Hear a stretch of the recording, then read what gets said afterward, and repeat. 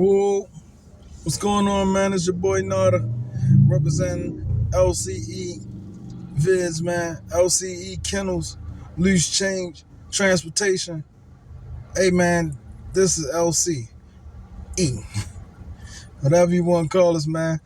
Hey, this is my last installment of this right here. Like I said, as far as this Nazty versus Moose, y'all enjoying it so far, man. I appreciate everybody who commenting and joining in, just watching it. You know what I'm saying? Yeah, man. So this one right here, man, it's just I don't want nobody looking at the title and thinking I'm talking about like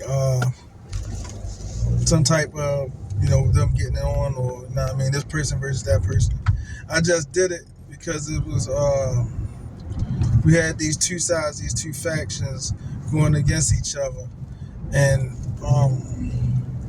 only thing I'm doing as far as this video right here is telling you how I met them, how I interacted with them, and stuff like that. And it's just crazy because, like, before I knew Scoota was popping like that, I had met him a couple times. When I built my studio, I built it over west. I mean, over east. I wound up moving over west, and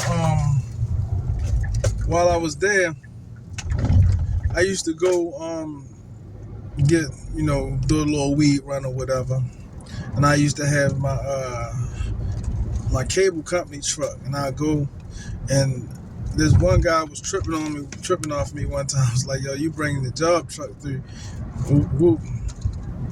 And so he got a liking to me, he started fucking with me and shit. And he used to, tell me come over there to pick up, his weed, to pick up the weed or whatever, from his crib.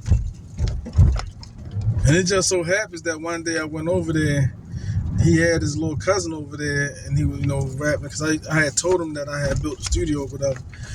And I was trying to fix my studio back up since I moved over west. So he was like, hey, excuse me, y'all. He was like, hey, when I went over there to pick up the weed this one time, he was like, yo, this my cousin, whatever, and he nice or whatever. Y'all should do something. And at the time, I think his cousin, you know how sometimes people be like, yo, they already doing some shit.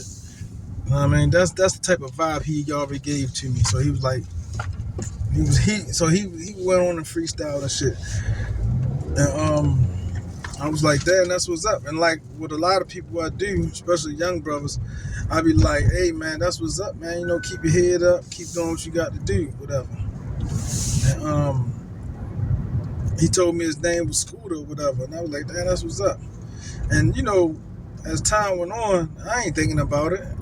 So once, when you start hearing like the rap beefs and stuff coming up, it was crazy that I really recognized it was him because of the Maniac Dre, I guess, beat that he had or whatever. And I was like, what the fuck? That's Joe. It's just funny that I bumped into him like that. And at this time, Nazty and Moose and a lot of the Cashland was coming up to my house. I think I had at that time I just finished the Loose Change meets Cashland Ashland. That was my first mixtape, you know what I'm saying, that I ever did. And so that the mixtape featured Moose, Nazty, Sharp, Bizzle, a lot of people from Cashland Ashland, Sean, man. And it was a hard ass mixtape, you know what I'm saying? It was just hard. It's just crazy, like, cause when you make do stuff like this, I was expecting them to promote that shit. You feel me? If they would, they would have promoted that shit. Like I said, this what gives me the idea. Like, to them, it was fun and they didn't take me serious. But so at that time, it was just crazy that I met, met him, how I did.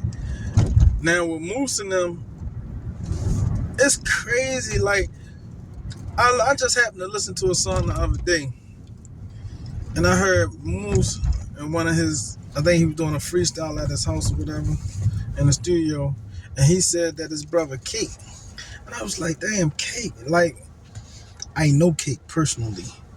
My brother know Cake. Cake know my mother. You know what I'm saying? No, all the people around there know my mother, my father.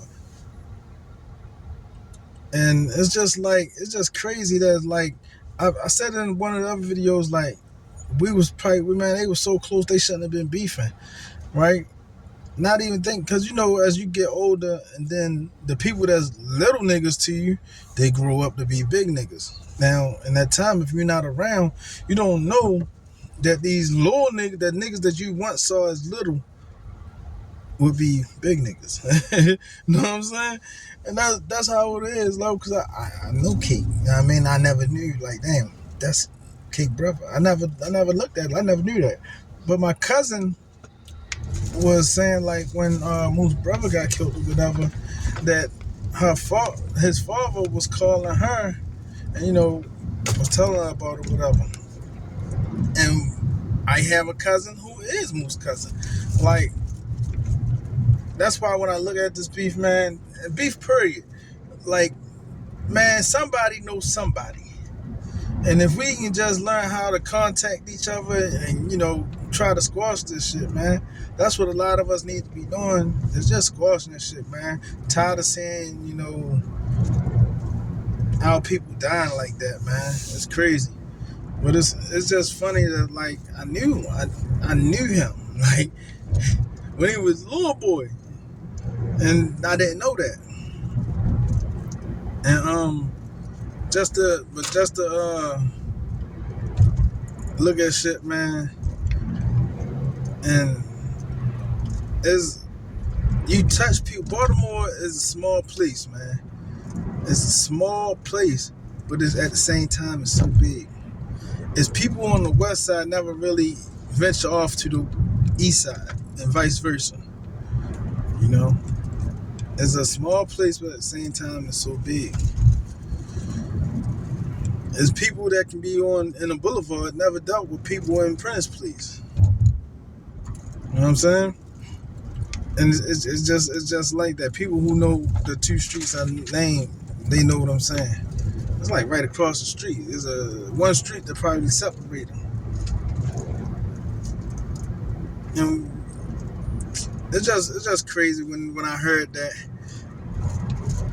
how I look at it and say, I really knew him before he probably got beat up. Like, you know what I mean? I lived around there all my life. And then, like, it's crazy how I met Shylo. Me and Shylo kind of bumped heads when we first met, because when he came to the studio, I guess it was right after him and Scoota probably separated or whatever they had going on with him. But when he was over there, he was telling us, about what was going on. Me and him kind of bumped heads, first of all, because, he was hyped and yelling. And I was trying to tell him about the acoustics of my studio and the way he can get the best sound. And he would look at my little nephew and be like, yo, tell him I did this before and stuff like that. Like, and I'm like, man, I ain't trying to hit it. I ain't talking about what you was doing. I'm talking about where you at now. But he listened though, and he listened a little bit.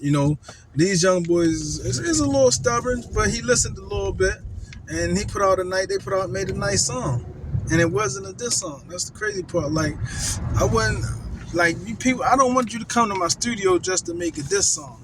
I'm trying to get you out this shit. You know what I mean? I'm trying to make hits, and I know a hit when I hear a hit. You know what I'm saying? I know a hit when I hear a hit, and that's what I was trying to get him to do. But he was telling us about everything that went on. And it's so crazy again. I was always wondering, was like, what's the connection that he have with Nazty? Because I never seen him. Right? Like, what's the connection? Like, I don't know, what's drawing them two together. And then I just happened to one day to watch a channel, Keep It G News. Right? Shout out to Keep It G News. You know, he was going through the story with Shylo, and he was saying like how Shylo had a lead case.